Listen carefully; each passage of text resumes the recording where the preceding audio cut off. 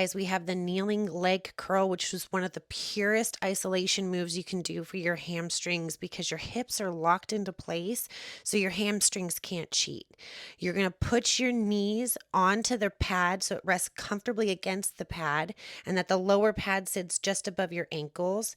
You're going to keep your torso upright with your core braced and keep your foot dead, so no pointing or flexing to pull the weight up with your calves. You'll notice I kind of wiggle it around a little bit to make sure that it's dead weight. Pro tip here, you want to hold the contraction at the top for half of a second and really feel that hamstring squeeze.